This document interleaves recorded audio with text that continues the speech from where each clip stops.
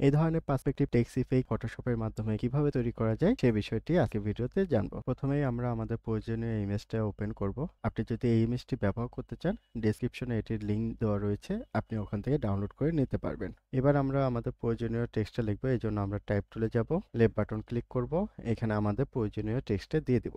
Move টুলে যাব, shift ধরে এটাকে আমি বড় করে দিচ্ছি। এরপর এন্টার প্রেস করব। কিবোর্ড থেকে কন্ট্রোল ধরে আমরা টি এর উপর লেফট বাটন ক্লিক করব, তাহলে আমাদের লেখার উপর একটা সিলেকশন চলে আসবে। এরপর কন্ট্রোল সি দিয়ে আমরা কপি করব। এই লেয়ারটাকে আমরা হাইড করে দিচ্ছি, একই সাথে কন্ট্রোল ডি দিয়ে ডিসিলেক্ট করে নেব। নতুন একটি লেয়ার নিচ্ছে। এই লেয়ার সিলেক্ট থাকা অবস্থায় আমরা ফিল্টারে যাব, ভ্যানিশিং পয়েন্টে ক্লিক করব।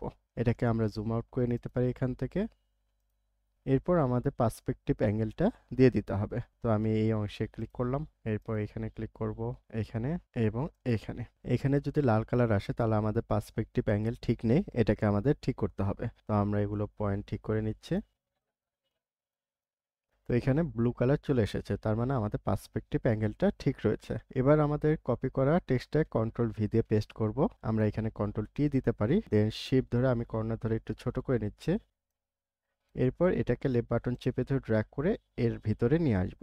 এখান থেকে আমাদের টেক্সটের সাইজটাকে কাস্টমাইজ করে নেব। এবার আমরা ওকে প্রেস করব। এলিয়াস সিলেক্ট থাকা অবস্থায় আমরা এফএক্স এ যাব, ব্লেন্ডিং অপশনে ক্লিক করব। আন্ডারলাইং লেয়ারের আমরা ব্ল্যাক অংশটাকে এদিকে ড্র্যাগ করে নিয়ে আসব এবং এটাকে ভেঙে ফেলার জন্য বা এটাকে দুটি পয়েন্টে ভাগ করার জন্য অল্টার ধরে আমি বাম দিকে ড্র্যাগ করব। তাহলে এই অংশটা ভাগ হয়ে যাবে। এবার আমরা এটাকে অ্যাডজাস্ট করে নেব। এরপর আমরা এখান থেকে ওকে প্রেস করব। তাহলেই আমাদের পার্সপেক্টিভ টেক্সট ইফেক্টটা তৈরি হয়ে যাবে। এ ধরনের আরো ভিডিও পেতে চাইলে অবশ্যই চ্যানেলটি সাবস্ক্রাইব করতে ভুলবেন না। ধন্যবাদ সবাইকে।